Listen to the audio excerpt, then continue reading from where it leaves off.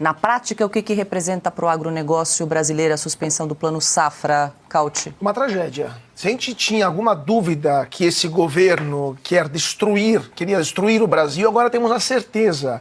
Porque o único setor muito produtivo, que ainda é competitivo a nível internacional e que garante um mínimo de bem-estar para 200 milhões de brasileiros é o agronegócio. Tirar o financiamento do Plano Safra para a fazenda significa condenar centenas ou milhares de empresas agrícolas à quebradeira, à falência.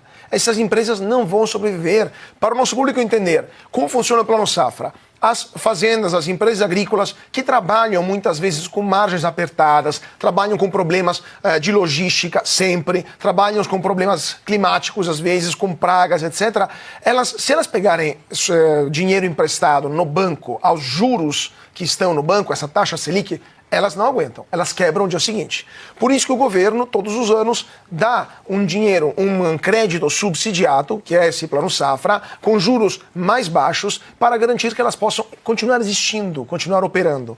Esse dinheiro são mais ou menos 476 bilhões de reais este ano. O Lula, inclusive, aumentou de forma exponencial, porque durante a época do Bolsonaro era metade disso, basicamente.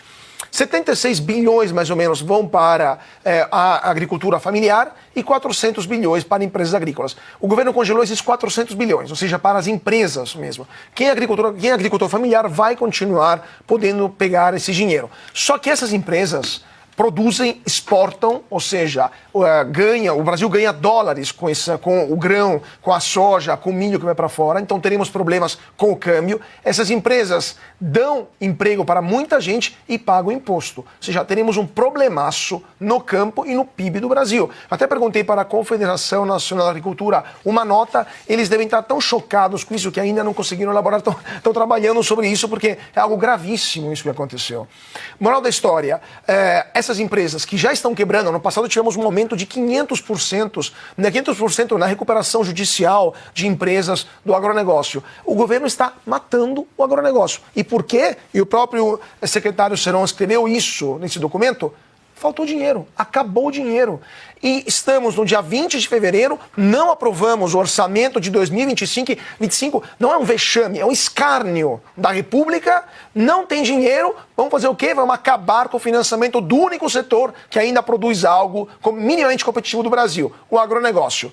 Assim, se eles queriam reduzir o preço dos alimentos, estão fazendo exatamente o oposto, estão matando os produtores de alimentos. Então, assim, além de serem claramente incompetentes, eles são perigosos, se é um bando de perigosos que estão acabando com a economia brasileira, porque não são sequer capazes de aprovar o orçamento que deveria ser aprovado no final do ano passado. 2 meses de 25 e não sabemos nem quais serão as contas no final desse ano. Uma vergonha, esse governo, uma vergonha histórica para o Brasil.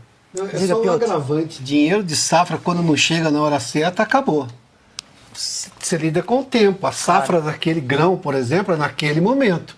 Passou, não chegou, perdeu aquela safra. Não dá para recuperar, não é retroativo esse tipo de coisa, né, Cauti? Não vai ter dinheiro para comprar semente. Esse que é o drama. Não vai ter dinheiro para comprar semente. Se você não planta semente na hora certa... Não vai ter colheita. Não vai ter colheita. O Lula tá delirando. Assim, se hoje o ovo tá caro, imagina daqui 6 meses, 1 ano. Se hoje o pãozinho tá caro, imagina daqui